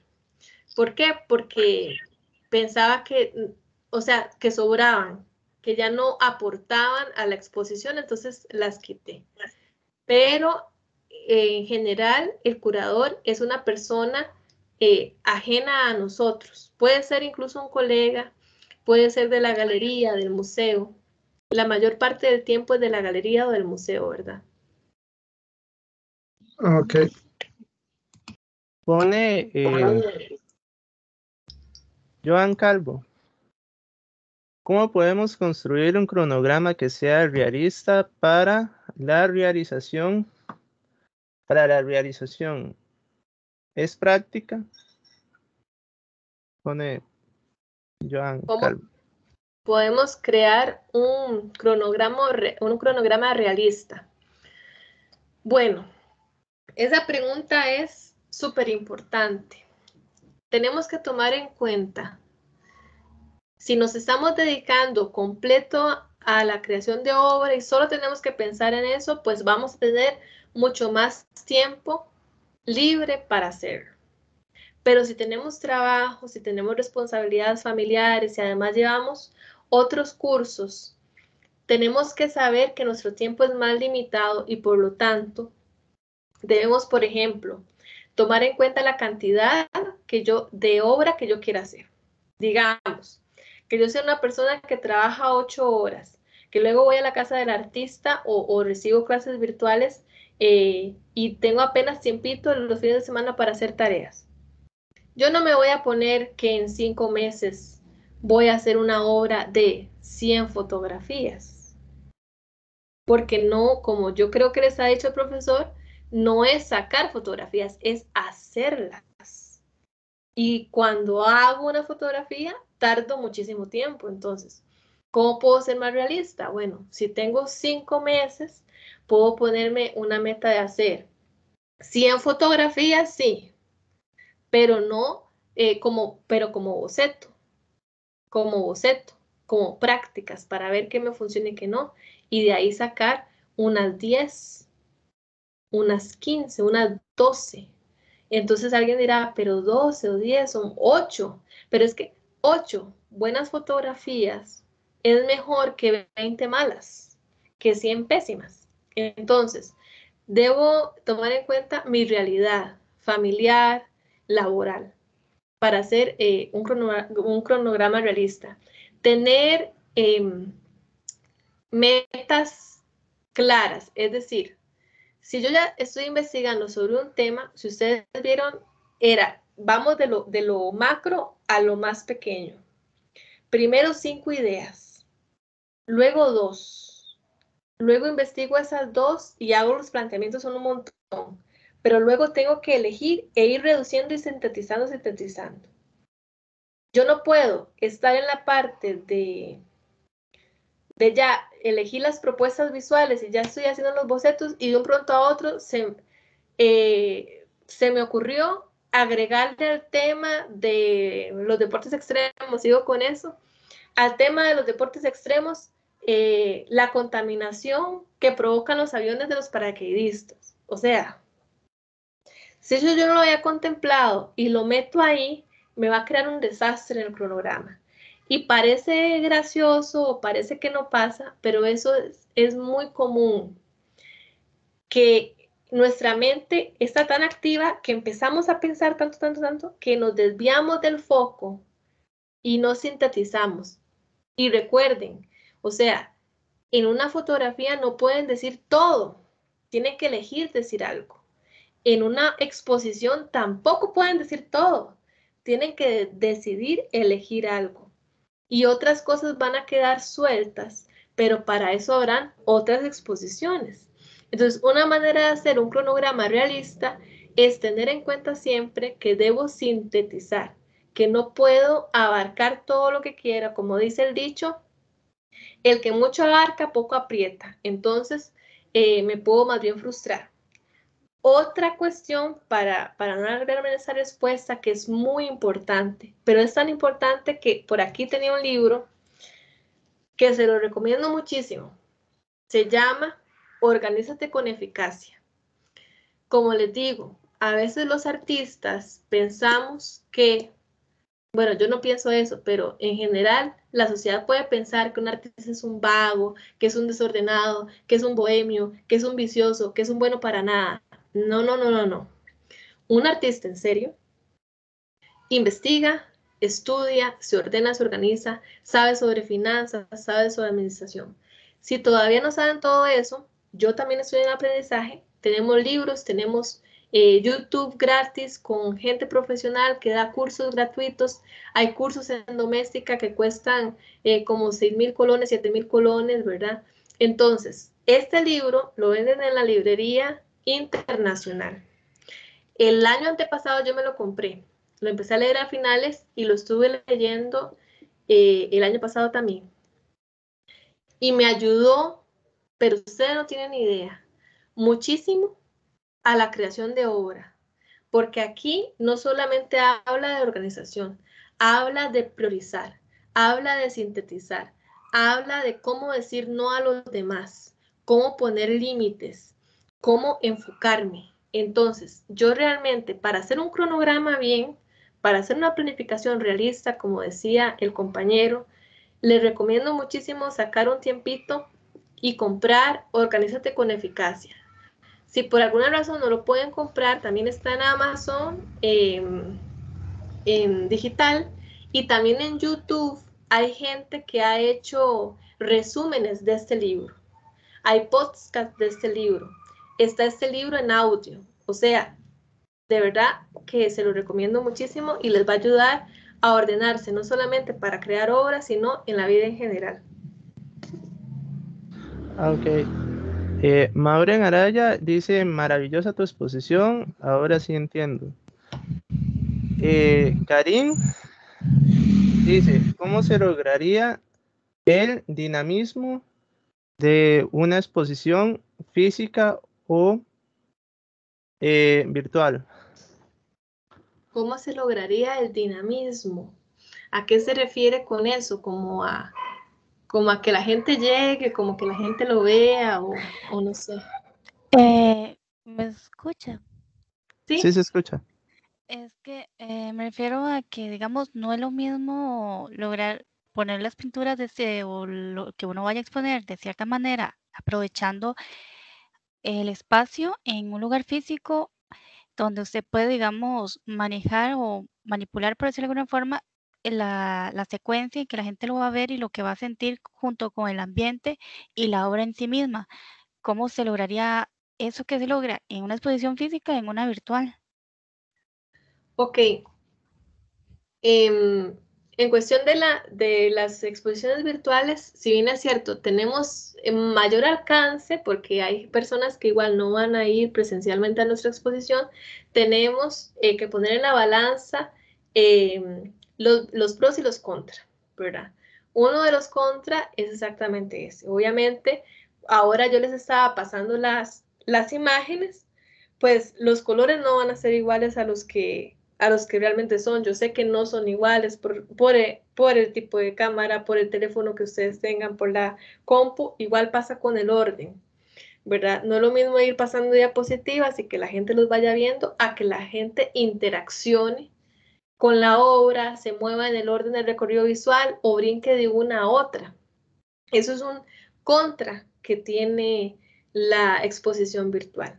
Se puede minimizar un poquito cuando la exposición virtual es en un espacio virtual, que hacen como una galería virtual con las paredes y todo. Entonces la persona es como que va caminando y se le va presentando la pared. Y entonces yo no sé si ustedes han entrado a Google Arts, que a veces uno puede ver en los museos y entrar a las salas y ver las pinturas colgadas en las paredes y uno se puede acercar. Se minimiza un poquito, puedo tener mi recorrido y todo, pero nunca va a ser lo mismo. El mismo impacto que tiene estar en el lugar, verlas, acercarse, alejarse, repetir, no va a ser lo mismo. Entonces, esos son los pros y los contras. Para tanto la exposición presencial como para la virtual, hay que saberle sacar sus provechos, los, eh, los, los beneficios que tenga. Pero digamos así, como una respuesta concreta, más allá de que los ponga en el orden que usted desea que la gente los vea, eh, no hay como, o al menos no sé otra solución. Luego sigue Emanuel. Ujú. Adelante. Sí, me escuchan bien. Sí, Perfecto. claro. Quería hacer una pequeña pregunta. Mi pregunta es básicamente si después de todos los meses de planeación es realmente rentable hacer una exposición de arte en una galería, porque todo lo que conlleva, todos los meses, la plata que se ha invertido y también, como decía usted al rato, y pagarle a un tercero para que haga eh, un detalle extra como un póster, algún diseñador, algo así, realmente es rentable. O sea, yo sé que uno hace esto en primera instancia porque es la pasión de uno, porque le gusta, porque piensa que va a tener más exposición y por ende, pues, eh, más followers o eso, exposición o no sé, más popularidad, pero tal vez la parte monetaria quería también saber cómo es que se maneja todo esto de las galerías y también la planeación de la que usted habla. Ok, bueno, es rentable hacer una exposición. Si hablamos de rentabilidad, si ustedes me preguntan qué dinero he ganado yo por hacer esta exposición, no he ganado nada. Entonces, cuando estamos hablando de algo artístico así, que no tiene salida de venta realmente, o sea, es bien difícil, hay que hablar con la realidad, es bien difícil. Digamos, si yo empiezo a pensar en que voy a vender o que voy a, a que se me devuelva lo que invertí, entonces no expondría, ¿verdad? Número uno, rentable. Para este tipo de exposición que yo les estoy presentando de este tipo de obra, aquí en este país, no es rentable, digamos. No, no se va a ganar dinero. Ahora, rentable en promoción de mi arte sí lo es. ¿Por qué? Porque, por ejemplo, primero que todo, yo no gasté en alquilar un lugar para exponer ni en que me grabaran el video para exponer.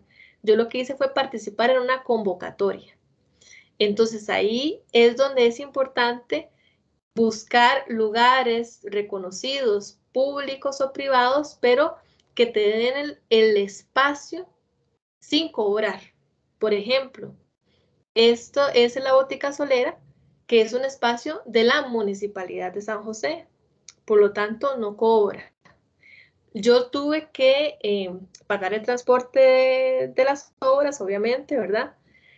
Hacer el diseño del folleto y yo lo hice, porque no iba a gastar más dinero en pagarle a alguien para que me lo hiciera. Entonces, de esa forma, uno disminuye un poquito los gastos. Puedo decir, por ejemplo, que estuve investigando, como fue la primera vez que expuse, investigué en muchas galerías. Una de ellas fue la galería... Ay, ¿dónde fue que expusieron hace poco? En la Casa del Artista. Y en la Galería Talento. Esa, en la Galería Talento. En la Galería Talento es rentable si vamos en grupo y cada uno paga una parte. Y un grupo grande, ¿verdad? ¿Por qué? Porque en el segundo piso, que era donde a mí me servía, me estaban cobrando 100,000 colones un mes. Con posibilidad de que yo pudiera vender. Pero hay que ser realistas. Hay que ser realistas. Muy pocas personas, es muy poco probable que realmente yo vaya a vender muchas obras ahí, de ese tipo, ¿verdad? Tal vez de otro tipo sí se pueda, pero de ese tipo no. Entonces, cuando yo me di cuenta que eran 100,000 colones al mes, yo seguí buscando y mandando correos electrónicos y llamando, y así fue como también me abrieron las puertas en la Casa Cultura del Banco Popular.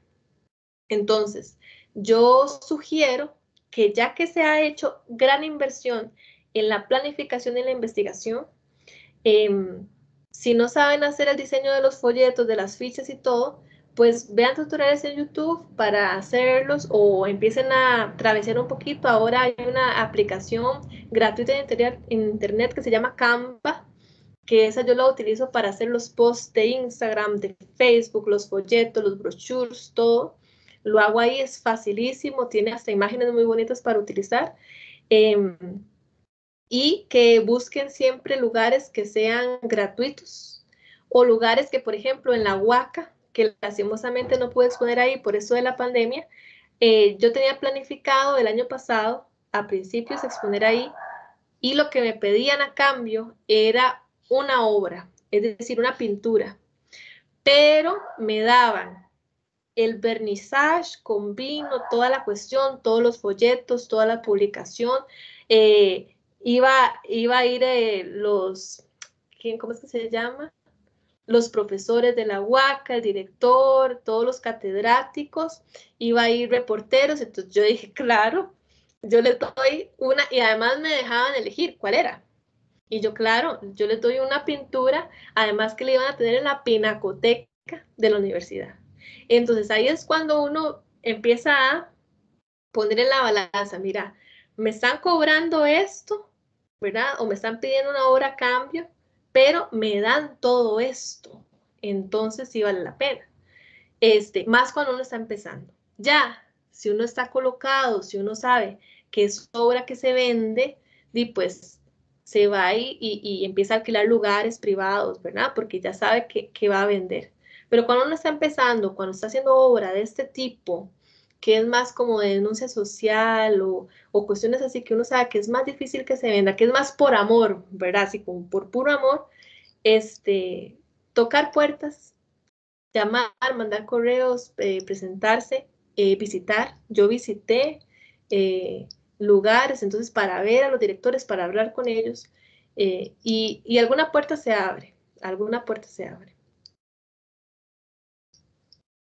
Ok, Mireni tiene también la mano levantada. Buenas noches, María José. Excelente tu trabajo y te felicito de todo corazón. Muchas gracias. Vos dentro de la exposición preguntaste, ¿verdad? Que si nos habíamos preguntado nosotros mismos qué teníamos que hacer o cómo estábamos haciendo nuestro trabajo, ¿verdad? O como lo dijiste vos, para planear todo. Cuando yo me propuse a pensar en el trabajo final para este curso, yo tuve varias opciones, pero nunca pensé que había tanta cosa por hacer, ¿verdad?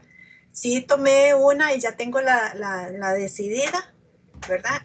Inclusive hasta, bueno, lo que hice dentro de todo lo que vos nos mostraste, hice un cronograma, pero me he quedado corta y boquiabierta de todo lo que vos nos has transmitido hoy, porque en realidad esa es una forma mediante la cual uno no tiene por dónde perderse. Y es interesantísimo, porque entonces ahí uno ya pone las barbas en remojo y dice, no, un momentito, yo tengo que hacerlo de mejor forma y trabajarlo de mejor forma.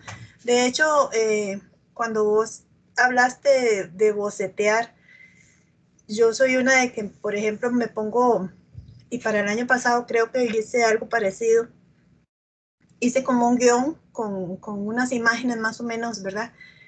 Pero sí no me compliqué tanto, las hice en vista de que no soy dibujante, ¿verdad? Pero sí ayuda mucho porque entonces uno va guiándose muy bien. Ahora con todo esto que usted nos está explicando hoy, y de antemano le agradezco al profesor que te haya traído porque nos ha abierto la mente a un mundo infinito de opciones que tenemos, ¿verdad? Esa era la respuesta a tu pregunta cuando estabas exponiendo. Muchas gracias. Y comentando lo que me acaba de decir, hay una cosa muy importante. También tenemos que ubicarnos en el proyecto que vamos a hacer. Por ejemplo, un proyecto para este curso de fotografía amerita investigación, amerita trabajo, pero ustedes tienen, supongo que, no sé, José me corrige, tal vez se los dio hace poco y tienen unos mesecitos, no sé. Sí, primero estamos, digamos, con estas conferencias para que vean en diferentes puntos cómo es que se maneja la planificación primero de un audiovisual, la clase pasada. Ahorita, cómo un pintor desarrolla todo este proceso, que es el que tú nos acabas de mostrar, y la próxima, cómo se hace desde la parte fotográfica, y empezamos ya con el proyecto. Ok, pero entonces es muy importante que nos ubiquemos porque a veces, por ejemplo, yo les estoy presentando todo el proceso que ha tenido un año y ya casi año y medio para producción de obra. No es lo mismo producción de obra para exposición que planificar hacer un proyecto para un curso. Entonces, tendremos que ubicarnos para que no nos estresemos, ¿verdad? Está muy bien investigar. Entonces, esto que yo les dije, ustedes lo van a hacer a una pequeña escala. Es como el ensayo. Exactamente. Hay que hacerlo bien, hay que hacerlo excelente. Es el ensayo y ya con estas charlas que el profesor está promoviendo y con eso que yo les estoy diciendo, ustedes saben, bueno, si yo quiero hacer algo para exponer en una galería, para ser un artista emergente, un artista costarricense que ya empieza a verse, que empieza a sonar, bueno, tengo que tener no esa escala pequeñita, sino que agrandarlo, organizarme más y saber que el trabajo es realmente más duro, pero que igualmente es maravilloso. Quería aclarar un poquito eso, ¿verdad? Para que no se estresen. Ok. Wanda Quiroz se pone, todas las fotografías deben de ser nuestras. Usar fotografías existentes no es buena idea. Y al menos para detalles o movimientos de algo especial. Ok, bueno, en cuestión de fotografía, yo opino que si ustedes van a hacer fotografías, tienen que ser fotografías propias, ¿verdad? Pero es mi opinión, no sé, ahí el profesor dirá. En cuestión de pintura, es muy importante que las fotografías sean propias o que sean sacadas de lugares en donde tengan derechos, libre de derechos. Entonces, varias de las fotografías que yo escogí para mi trabajo son cogidas de un lugar que se llama Post Space, que en sus regulaciones especifica que yo puedo utilizar la fotografía para hacer obra de arte, pero no puedo publicar la fotografía, sino que la puedo utilizar como modelo para hacer una obra de arte. Esa página es especial para artistas y a mí me sirvió muchísimo porque el año pasado estábamos en plena pandemia, no podíamos salir, no podíamos nada. Entonces yo lo que hice fue que utilicé fotografías que estuvieran libres de derecho y que pudiera utilizar para hacer mi obra. En cuestión de fotografías, si están tomando fotos, lo mejor sería que sean propias, a menos que estén colaborando con algún otro artista y que hagan algún tipo de collage o algún tipo de apropiación, no lo sé. Ok. Fabricio pone de que si puedes mandar luego una fotografía del libro que mencionaste. Sí, claro.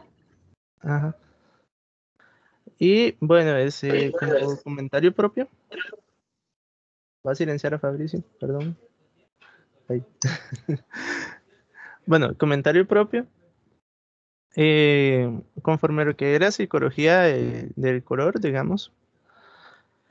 eh, en términos generales, porque casi no tenemos así como que mucho tiempo, eh, ¿qué fue lo que te fijaste más en esa parte? Ok, en la psicología del color para la obra, primeramente lo que me fijé fue en el contraste, en la vibración entre los colores, por ejemplo, en el cuadro donde hay rojos y verdes, utilicé los colores complementarios para que vibraran entre sí.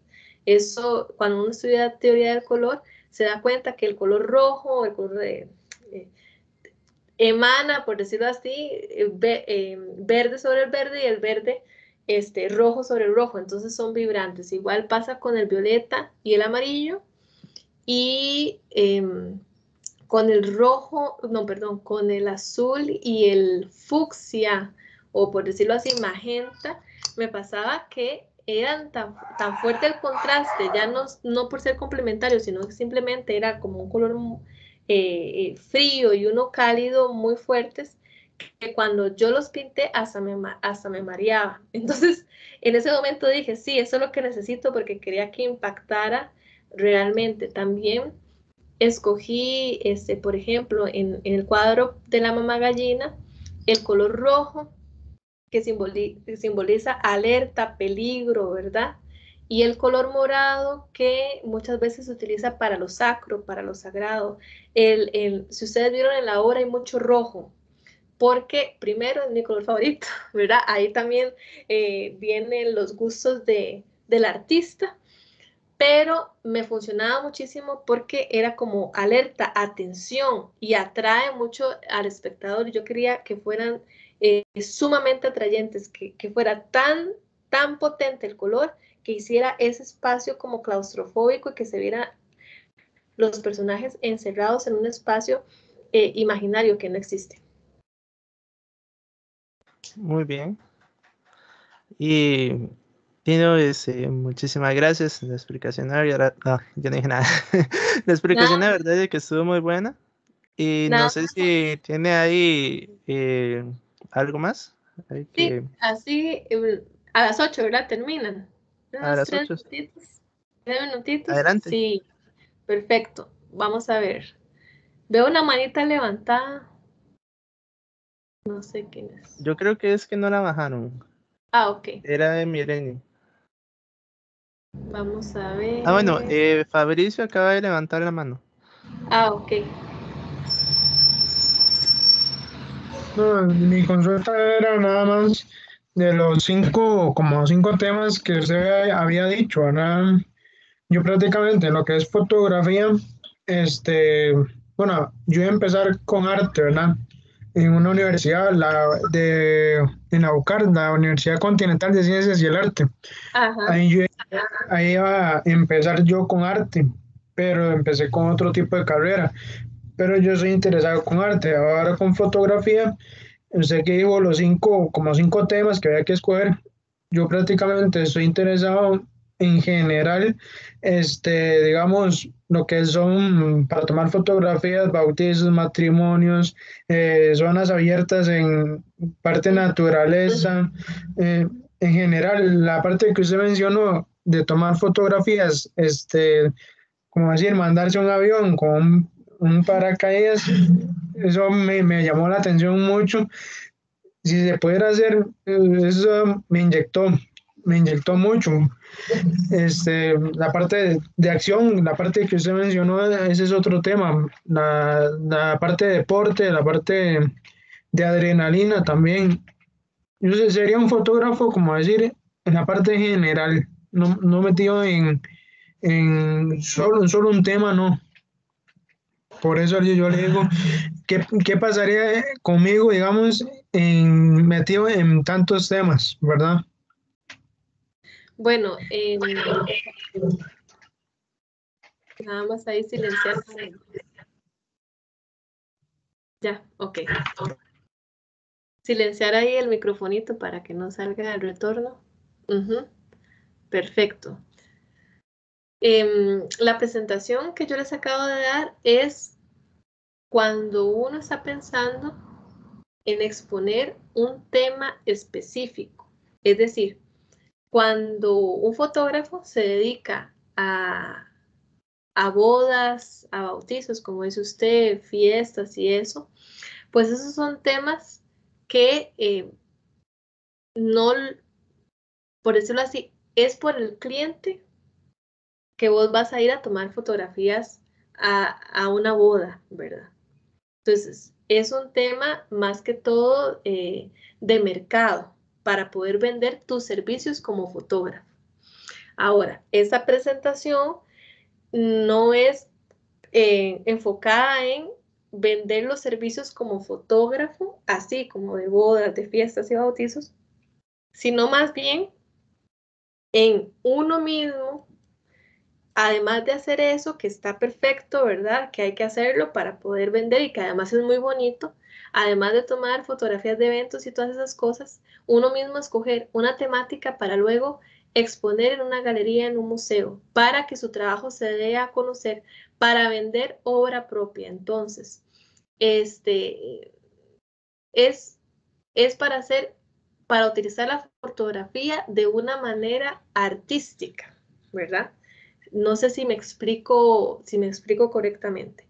Lo de las bodas y las fiestas y todo eso es perfecto para el mercado, pero aquí estamos hablando de escoger, por ejemplo, si en cuestión de que a alguien le guste fotografiar eh, cuestiones ecológicas. Entonces, bueno, en esa temática que hay, bueno, puedo fotografiar animales maltratados, puedo fotografiar animales atropellados, puedo fotografiar animales en un zoológico, ¿verdad?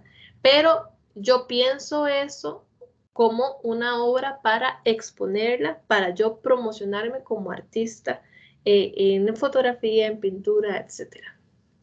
Bueno, espero que eso haya quedado claro. Y en esos poquitos minutos que nos quedan, yo les iba a decir que si les interesa aprender más, si les pareció interesante, que parece que sí, todo esta charla pequeña que hemos tenido, en unos meses próximamente voy a estar promocionando un curso digital de mi autoría que se llama Arte Trascendente, en el cual se desarrollará un tema sólido para una obra plástica o visual en solo 5 semanas. Es decir, lo que vimos hoy lo vamos a hacer, pero con proyectos, con tareas para poder elegir un tema y desarrollarlo correctamente. No me meto con la técnica de fotografía, ni de pintura, ni de dibujo, sino que me centro en toda la parte de la preproducción, de la planeación y la investigación. Entonces, el objetivo de este curso es enseñar sobre una metodología paso a paso y eficaz para generar ideas, investigar y desarrollar una temática que se pueda utilizar para hacer obra artística visual de calidad expositiva, con fluidez, claridad, confianza y contundencia. Va a estar dividido en 5 módulos. El primero es cómo hacer una lluvia de ideas sin censuras para no estar bloqueados, cómo investigar en internet sobre las ideas que generas, es decir, cuáles lugares, cuáles bibliotecas de acceso libres, cuáles libros puedo utilizar para investigar esas ideas, cómo elegir las 2 ideas más sólidas, cómo realizar los planteamientos distintos para las ideas seleccionadas y cómo crear las propuestas visuales para cada uno de los planteamientos. Es decir, es eso que acabamos de ver, pero con más calma, más desarrollado, con tareas, inclusive aprender a hacer el cronograma, aprender a planificarlo, etc. En este curso se puede aprender. Si alguno está interesado, el curso va a brindar las herramientas para generar y desarrollar una temática sólida para crear una obra artística para exponer. Entonces, si quieren seguirme, sin compromiso alguno, claramente, pueden seguirme en Instagram, en Facebook, en YouTube, como damasio.arte. Entonces, yo me gradué el año pasado, estoy haciendo mi obra, estoy haciendo obra para vender también. Hace poco terminé una serie y además, como me encanta todo ese tema de investigación, yo creo que ya ustedes se dieron cuenta y me encantan los cronogramas y planificar y todo eso, dije, ¿por qué no enseñar lo que estoy aprendiendo, lo que he aprendido y lo que voy a seguir aprendiendo porque me fascina? Entonces, pronto voy a sacar este curso que se llama Arte Trascendente y me encantaría que la persona que estuviera interesada me mandase ya sea un mensaje por las redes sociales o un mensaje a mi WhatsApp al 8818-3493 y con mucho gusto yo lo voy a tener en mis contactos para que apenas salga el curso yo avisarle por si se puede suscribir. Y bueno, eso sería todo. Nuevamente, muchísimas gracias a José por la invitación. Muchas gracias por su atención, por todas las preguntas que me hicieron. Eso quiere decir que fue de provecho para ustedes y esa es, bueno, yo voy totalmente satisfecha. Ya voy a terminar y de verdad, muchísimas gracias. Muchísimas gracias a usted, María José. Ha sido muy rica esta charla. Estoy seguro que hemos aprendido bastante y más bien es muy agradecido. Voy a dejar de compartir y un momento.